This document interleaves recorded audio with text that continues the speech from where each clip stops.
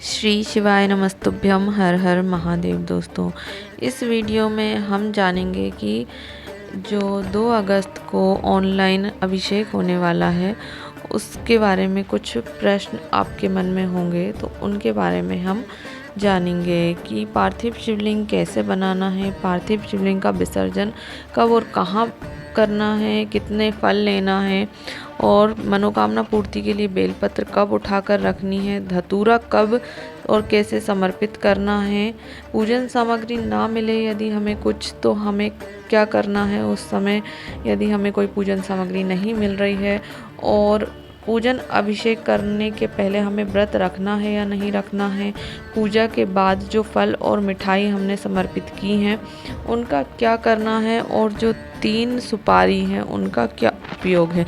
इन सभी आपके मन में जो भी प्रश्न चल रहे होंगे, हम उन सभी प्रश्नों का उत्तर आपको इस वीडियो के माध्यम से देने वाले हैं।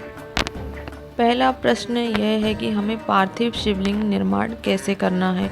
तो पार्थिव शिवलिंग निर्माण करने के लिए हम कोई सी भी मिट्टी ले सकते हैं जो भी आपके पास उपलब्ध है, या तो आपके आसपास गमलों में से आप कोई मिट्टी ले सकते हैं और उससे शिवलिंग बना सकते हैं, नहीं तो आप कहीं से भी मिट्टी लाकर और उसे अपने घर में रखें लाकर, फिर उसमें आपके पास यदि गंगा जल है तो आपको गंगा जल का सिंचन करना है, और पवित्र करने के लिए मिट्टी को यदि गंगा जल नहीं है तो कच्चे दूध से भी सिंचन कर सकते हैं, नहीं तो आप उसमें एक बेलपत्र रख सकते हैं। उसके बाद हमें अपने रसोई घर में एक किसी भी पात्र में उस मिट्टी को रखकर और उस मिट्टी पर पानी का सिंचन करके उस मिट्टी को गलानी है, और वहीं हमें रसोई घर में जहाँ पर हमारा पानी का स्थान होता है वहाँ पर हमें एक कलश में जल भर कर रखना है, और उस कलश के ऊपर हम जो भी बर्तन ढाँकते हैं उसके ऊपर हमें एक चावल का दाना रखना है। जब हम शिवलिंग बनाएंगे तब हमें उसी जल का उपयोग करना है शिवलिंग बनाने के लिए। जब हम शिवलिंग बनाते हैं तो शिवलिंग हमें बेलपत्र के ऊपर बनानी है, बेलपत्र की जो बीच की पत्ती होती है उसके ऊपर हमें शिवलिंग बनानी है, और पहले हमें जो लिंगनुमा आकृति होती है वह बनाना है, उसके नीचे हमें फिर जलाधारी बनानी है। इस प्रकार हम पार्थिव शिवलिंग का निर्माण करते हैं। और जो कलश के ऊपर हमने चावल का दाना रखा हुआ होता है उस चावल के दाने को हमें शिवलिंग के ऊपर समर्पित कर देना है। इस प्रकार हमें पितरों की और सभी देवी देवताओं का आशीर्वाद प्राप्त होता है और उस शिवलिंग में समाहित हो जाता है। तो उस शिवलिंग का जब हम पूजन करते हैं तो हमें उसका संपूर्ण लाभ प्राप्त होता है। तो इस प्रकार से शिवलिंग अवश्य बनाएं। अब दूसरा प्रश्न यह है कि 7 बजे से ऑनलाइन पूजन और अभिषेक होगा, उस समय यदि हम नहीं कर पाते हैं, आगे पीछे हो जाते हैं, तो हमें पूजन कैसे करना है। हमें घबराना बिल्कुल नहीं है।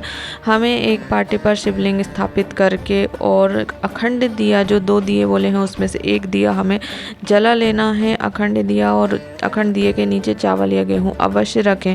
उसके पश्चात हमें जो 3 सुपारी है उसमें से 2 सुपारी को एक गणेश जी और एक गोरा के रूप में स्थापित कर लेना है पान के पत्ते के ऊपर, और एक सुपारी और एक सिक्का हाथ में रख के हमें उस पूजन अभिषेक का संकल्प लेना है और उसे उसी थाली में हमें रख देना है। उसके पश्चात हमें पंचामृत से शुद्ध जल से शिव जी का स्नान कराना है, और जो भी सामग्री आपको लिखवाई गई है वह सामग्री हमें एक एक करके शिव जी पर समर्पित कर देना है। उसके पश्चात हमें शिव जी की आरती कर लेनी है। अब बताते हैं कि हमें शिवलिंग का विसर्जन कैसे करना है। हमें शिवलिंग का विसर्जन पूजन के पश्चात हमें शिवलिंग का विसर्जन कर देना है। रात में ही हमें विसर्जन करना है। आप कहीं नदी तालाब कुएं में नहीं जा सकते तो हमें घर में ही किसी पात्र में उस शुद्ध जल भरकर और शिवलिंग का विसर्जन करना है, और फिर जब वह मिट्टी उसमें घुल जाती है तो वह हम किसी पेड़ पौधे में डाल सकते हैं। और यदि आप रात्रि में विसर्जन नहीं करना चाहते तो आप पूजन शिवलिंग का रात्रि में भी कर सकते हैं, और रात्रि जागरण करके शिव जी के मंत्रोच्चारण कर सकते हैं, शिव जी का भजन कीर्तन कर सकते हैं, और फिर शिवलिंग का सुबह आप विसर्जन कर सकते हैं। इस आगे बढ़ते हैं। आगे एक प्रश्न यह है कि हमें 5 फल लेने हैं। तो वह 5 फल हम एक ही प्रकार के ले सकते हैं या कि 5 अलग-अलग फल। तो हम यहाँ पर अलग-अलग फल भी ले सकते हैं, 2 एक प्रकार के फल, 3 अलग फल या फिर पाँचों एक ही फल, ऐसे भी ले सकते हैं हम। 5 केले, 5 सेब, इस प्रकार से भी 5 फल ले सकते हैं। अगला प्रश्न यह है कि हमें मनोकामना पूर्ति के लिए बेलपत्र कब उठानी है?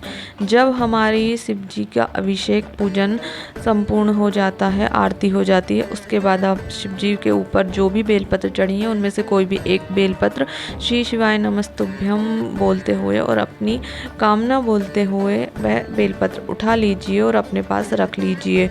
और वह बेलपत्र को हमें किसी भी, आपके पास जो भी धार्मिक पुस्तक है आप उसमें रख सकते हैं।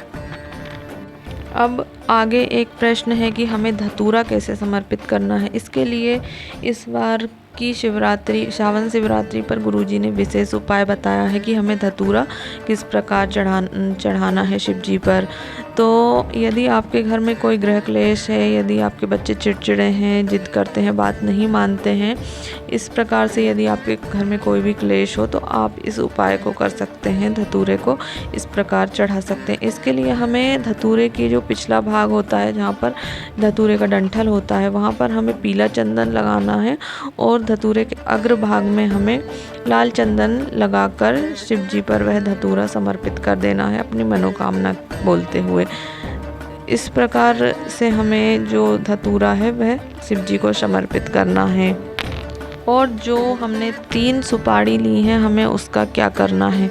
हमने बताया है कि 1 सुपारी हमें संकल्प के लिए रखनी है, 1 सुपारी हमें गणेश जी के रूप में स्थापित करनी है और 1 गौरा माता के रूप में हमें स्थापित करनी है। क्योंकि इसमें हम सिर्फ शिवलिंग बना रहे हैं। वैसे तो शिवलिंग में ही शिव जी का पूरा परिवार होता है, पर हमें गौरा और गणेश जी अलग अलग स्थापित करने होते हैं पूजन में, इसलिए हम 1 सुपारी के गौरा बना लेते हैं, गौरा जी, और 1 सुपारी के गणेश जी स्थापित कर लेते हैं। अब बात करते हैं, यदि आपको कोई पूजन सामग्री नहीं मिल रही है तब आपको क्या करना है। यदि हमें कोई पूजन सामग्री नहीं मिल रही है तो हमें उस सामग्री के निमित्त 1 चावल का साबूदाना शिव जी को समर्पित करना है। यदि आपको 7 बेलपत्र नहीं मिल रहे हैं तो आपको 7 चावल के दाने बेलपत्र के निमित्त शिव जी को समर्पित कर देना है। इस प्रकार हमारी वह चीज़ जो हमारे पास नहीं है वह शिव जी को स्वीकार हो जाती है। अब अगला प्रश्न है कि शिवरात्रि की पूजन में व्रत रखना है या नहीं। यदि आपके शरीर की सामर्थ्य है उस हिसाब से आप काम कर सकते हैं। यदि आप व्रत रख सकते हैं तो आप व्रत रह सकते हैं। आप दोनों टाइम फलाहार करके भी व्रत रह सकते हैं या आप दोनों टाइम भोजन भी कर सकते हैं, या आप चाहें तो शाम को पूजन के बाद भी भोजन ग्रहण कर सकते हैं। बस आपको अपना मन पवित्र रखना है और किसी की निंदा नहीं करनी है। बस शिव जी की भक्ति में लीन रहना है, भले आप व्रत रखें या ना रखें। अब अंतिम प्रश्न यह है कि हमें जो फल और मिठाई हमने समर्पित किए थे शिव जी को, उनका क्या करना है। हमें 1 फल और 1 मिठाई शिव जी के साथ समर्पित, जो शिव जी पर समर्पित किए हैं उन्हें हमें विसर्जन कर देना है शिव जी के साथ, और बाकी के जो फल और मिठाई हैं उन्हें प्रसाद रूप में सभी को वितरित करना है। अपने परिवारजनों को, जो भी आसपास आपके हों, उनको प्रसाद रूप में वह फल वितरित कर सकते हैं। यदि आपको यह जानकारी हमारी लाभप्रद लगी हो तो वीडियो को ज़रूर लाइक करें, शेयर करें। श्री शिवाय नमस्तुभ्यम। हर हर महादेव।